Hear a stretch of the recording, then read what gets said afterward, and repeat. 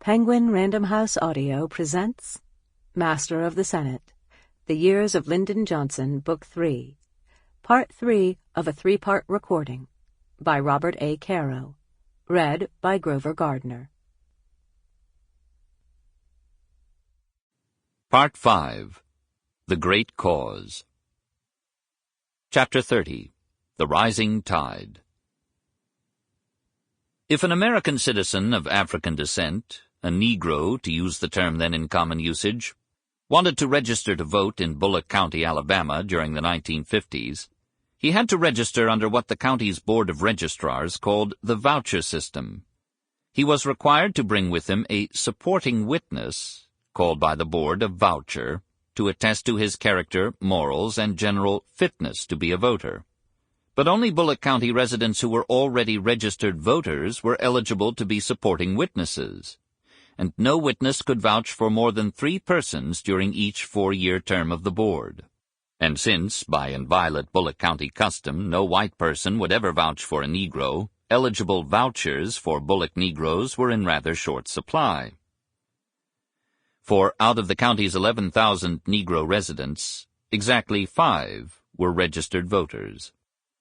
This meant, of course, that no more than 15 Negroes could be registered during any 4-year period, but even this number was apparently more than the board was disposed to allow, as a small group of Negroes, perhaps a half-dozen, learned, when on January 18, 1954, they showed up at the board's office in the Bullock County Courthouse in Union Springs with their supporting witnesses.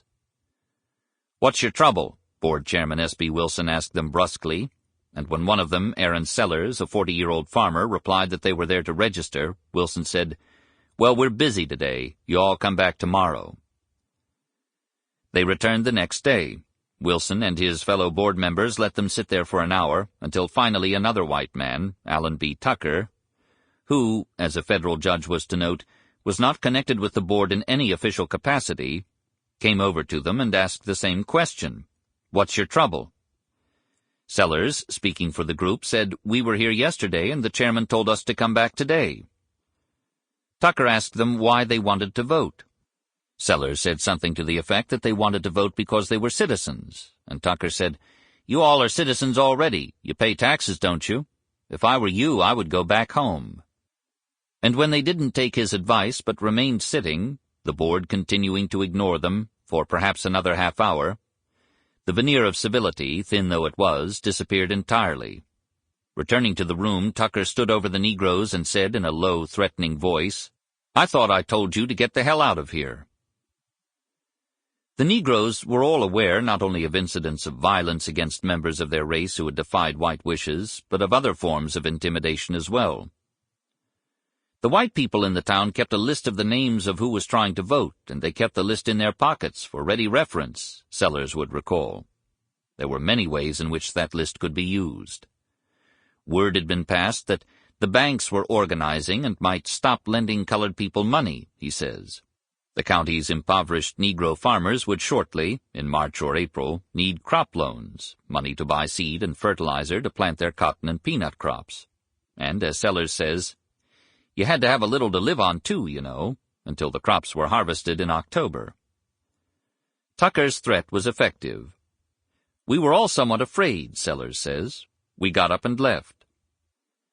When he decided to make another attempt on February 1st, he was able to persuade only 3 men to come with him. Not that it made much difference. Their approach to the courthouse had been noted, and this time when they walked up the stairs and knocked on the door to the Board of Registrar's office, there was no reply. And when Sellers finally worked up the nerve to open the door, the room was empty. Encountering a white courthouse clerk in a corridor, the 4 Negroes asked where the board was meeting, and the clerk, a smirk on his face, said he didn't know. Afraid to go looking in every office, the Negroes finally left the courthouse and stood outside, waiting for the registrars to come out and go to lunch. When they returned, they followed them to the unmarked office in the basement in which they had been meeting. But although all 3 members of the board went into the room, when Sellers knocked on the door, only Wilson appeared, stepping through the door and closing it quickly behind him. And when Sellers told him that he and his friends wanted to register, Wilson, as Sellers was to recall, told us he couldn't register us because he was alone and the law required two at least to be present. They knew now that the board was not going to allow them to register, Sellers was to say, so we didn't go back any more. Instead, they decided to go to law, to sue the Board of Registrars for denying them the chance to vote. We were citizens. We knew the law said citizens could vote, Sellers was to say. We thought we would win. They found an attorney, Arthur D. Scholes of Birmingham, one of the handful of black lawyers in Alabama, who was willing to represent them, and Scholes brought suit in Federal District Court in Montgomery, the state capital, asking for a declaratory judgment that the board had discriminated against them, and for an injunction prohibiting the board from such discrimination and ordering it to use the same criteria for registering Negroes as it did for whites. The Federal Bureau of Investigation had no difficulty in confirming their story. No sooner had an FBI agent looking for witnesses entered a pool hall in Union Springs and pulled out his badge than Tucker told him proudly, "I just run off a bunch of niggers who were trying to vote." But then, having gone to the law, they found out there was no law that could help them. The district court judge, Charles Kennemer, ruled in ringing words that their cause was just. The board's actions, whenever the plaintiffs appeared before them, amounted to discrimination solely because the plaintiffs were members of the Negro race, he wrote. The supreme law of this republic is that no voter can be discriminated against. Therefore, let no board of registrars try to devise any scheme or artifice to do otherwise. The words didn't mean much, however, as even the judge had to admit. By the time he issued his ruling, it was irrelevant. While the trial was still going on, the three members of the board simply resigned, and in his ruling Kennemer had to admit that, by virtue of their resignations, the defendants are now beyond the veil of an injunctive directive from this court. There was no point in ordering them to register Negroes. They couldn't register Negroes any longer. No one in Bullock County could register Negroes. In his ruling, the judge promised that the court will grant injunctive relief in the event these defendants again become members of the board. The defendants did not again become members of the board. They stayed resigned until their terms expired in 1956. During this time, their posts remained unfilled. Vacancies were supposed to be filled by a state agency, but the state agency didn't fill the vacancies for more than 2 years. And Aaron Sellers and his friends were told that there was no law that could compel the state to fill them. And when in 1957 a new, different board of registrars was appointed, and Sellers and his friends returned, hoping for a better result, they found the board office again empty. We couldn't find out where the board were, he says, and they realized they would have to begin the same laborious legal proceeding all over again, with, almost certainly, the same result at the end of it.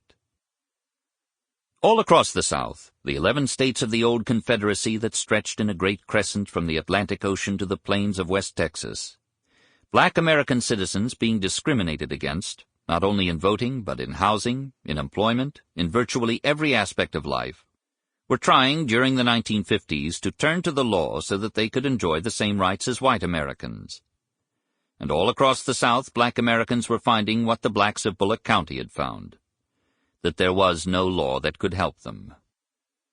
Once, long before, for a brief period, there had been such laws. Some had been woven into the fabric of the Constitution that was America's highest law. The 3 great Civil War amendments to the Constitution had been passed to give force to the concept of the equality of all men which had been proclaimed in the Declaration of Independence, but which had then, in submission to the slave-holding South, been omitted from the Constitution itself. The 13th article, in addition to and amendment of the Constitution, outlawed the institution of slavery. The 14th made former slaves citizens, full citizens entitled to due process of law, to the equal protection of the laws, to all the rights, the sacred privileges and immunities of citizens. The 15th made specific that among the rights of these new citizens was the right to vote, the right on which all other rights rest in a democracy in which governmental powers were derived from the consent of the governed. The right of citizens to vote shall not be denied or abridged by any state on account of race, color, or previous condition of servitude, the 15th Amendment proclaimed. Each of the amendments or articles had an identical final clause. Congress shall have power to enforce this article by appropriate legislation. Sample complete. Ready to continue?